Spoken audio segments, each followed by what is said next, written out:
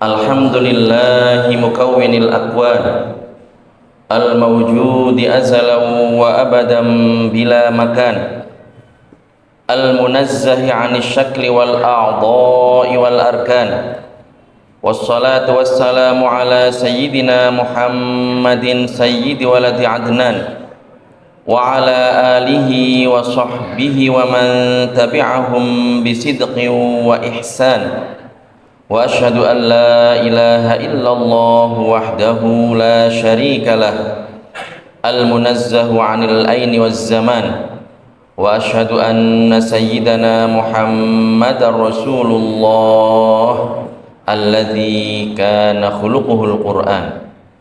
Amma ba'du ibadar rahman fa inni usikum wa nafsi bitaqwallahil mannan al-qail fi kitabihil Qur'an ya ayyuhalladzina amanu ruk'u wasjudu wa'budu rabbakum waf'alul khaira la'allakum tuflihun.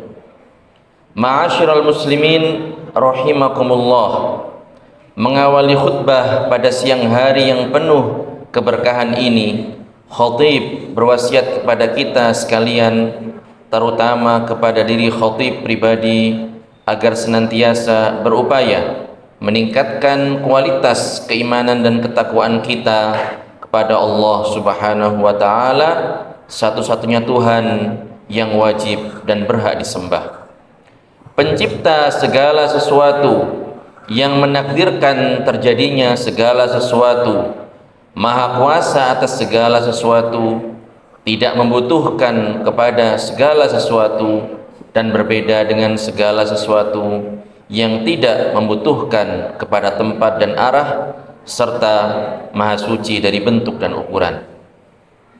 Ma'asyiral muslimin rahimakumullah, bulan Rajab telah pergi meninggalkan kita semua. Hitungan tahun Hijriyah telah membawa kita memasuki bulan Sya'ban 1446 Hijriah. Bagaimana tuntunan Rasulullah sallallahu alaihi wasallam dalam bulan Sya'ban? Apa saja keutamaan bulan Sya'ban? Peristiwa-peristiwa penting apa saja yang terjadi pada bulan ini? Pada kesempatan yang mulia ini, khatib akan menyampaikan khutbah dengan tema keutamaan amaliyah dan peristiwa penting di bulan Sya'ban.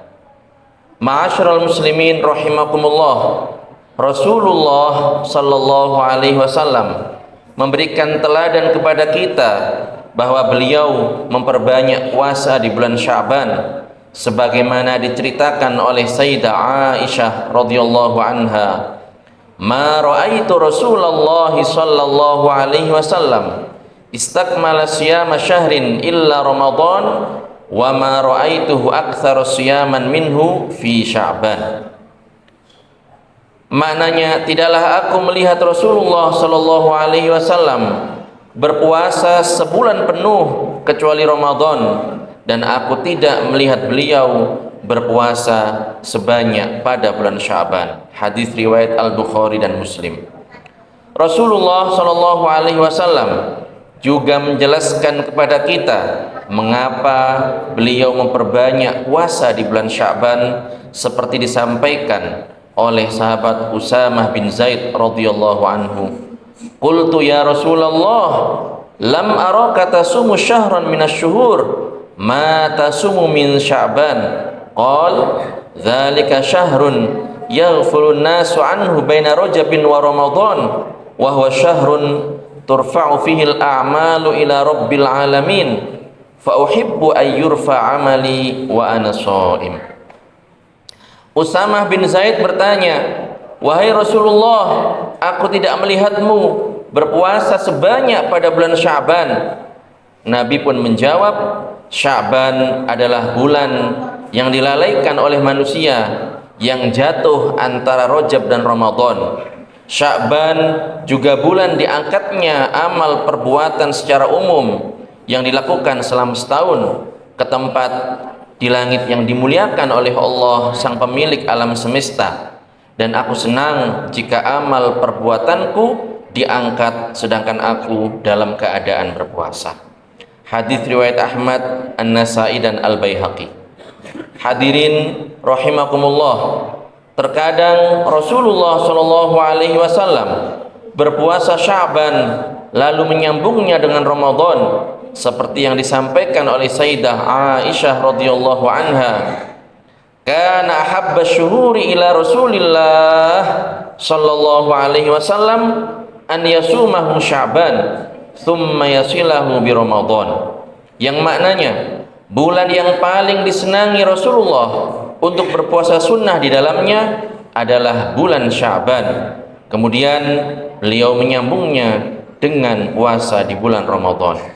Hadis riwayat Imam Ahmad, Abu Dawud dan An-Nasai. Bahkan Rasulullah Shallallahu alaihi wasallam terkadang berpuasa Sya'ban sebulan penuh, dan terkadang beliau berpuasa di sebagian besar bulan Sya'ban seperti yang telah diriwayatkan oleh Imam Bukhari dan Muslim. Ma'asyiral muslimin rahimakumullah, para ulama salaf juga memberikan keteladanan kepada kita bahwa jika bulan Sya'ban telah tiba, mereka banyak membaca Al-Quran serta menunaikan zakat mal untuk membantu orang-orang mempersiapkan bekal memasuki bulan Ramadan. Mereka juga meninggalkan berbagai kesibukan duniawi dan beralih untuk bersiap-siap menyambut bulan suci Ramadan. Di bulan Sya'ban mereka memperbanyak puasa, zikir dan salat malam.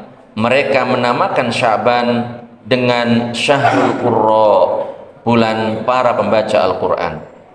Jamaah salat Jumat yang dibahagiakan oleh Allah Subhanahu wa taala, di bulan Sya'ban ini terdapat satu malam yang berlimpah berkah dan bergelimang kebaikan, yaitu malam nisfu Sya'ban atau malam 15 Sya'ban.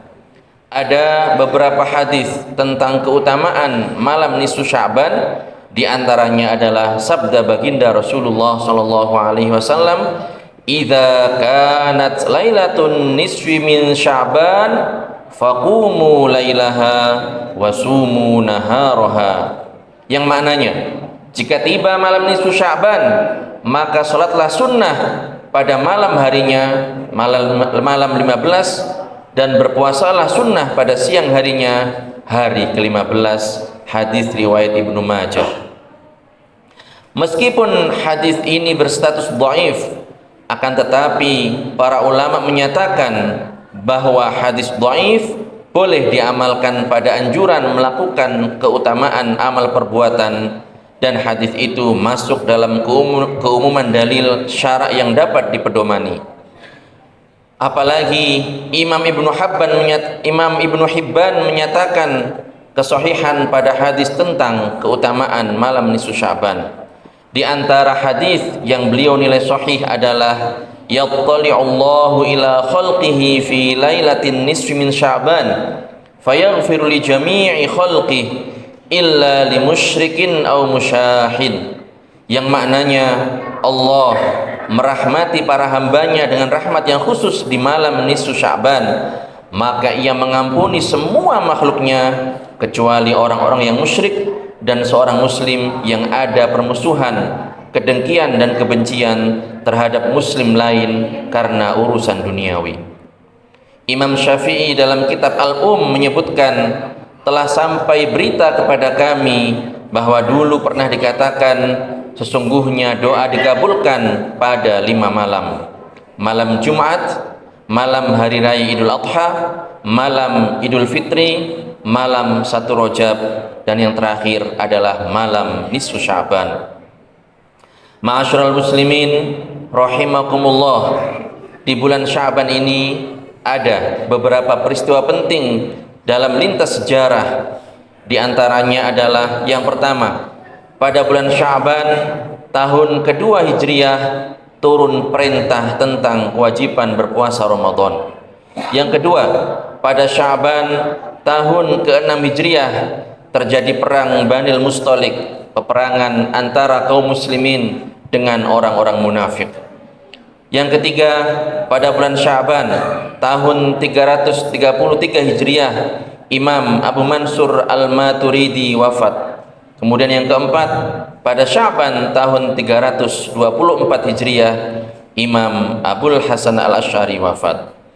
Kedua imam tersebut sangat berjasa dalam memperjuangkan dan membela akidah Islam, akidah yang dibawa dan diajarkan oleh Rasulullah Shallallahu Alaihi Wasallam dan para sahabatnya radhiyallahu anhum. Keduanya tidaklah membawa akidah baru. Ibarat seorang petani yang beliau berdua lakukan adalah merawat tanaman, menyirami dan memupuknya, serta memagari sekelilingnya untuk menjaganya dari siapapun atau apapun yang berpotensi merusaknya. Keduanya tidak menanam benih sebab benihnya sudah ada. Dikarenakan jasa-jasa keduanya, golongan ahlu sunnah wal jamaah kemudian dinisbatkan kepada keduanya. Oleh karenanya, jika disebut ahlu sunnah wal jamaah, maka yang dimaksud adalah para penganut mazhab Asy'ari dan Maturidi dalam bidang akidah, Al-Asy'ariyah atau Al-Asy'ariyah dan Al-Maturidiyah. Hadirin yang dirahmati oleh Allah Subhanahu wa taala, demikian khutbah singkat pada siang hari yang penuh keberkahan ini. Semoga bermanfaat dan membawa keberkahan bagi kita sekalian. Allahumma barik lana fi Rajab wa Sya'ban wa ballighna Ramadan, amin ya rabbal alamin. Aqulu qawli hadza wa astaghfirullah li wa lakum fastaghfiruh, innahu huwal ghafurur rahim. حكايتي بدأت في الحب مذ عرفت نفس المعارف في أولى مبادئها.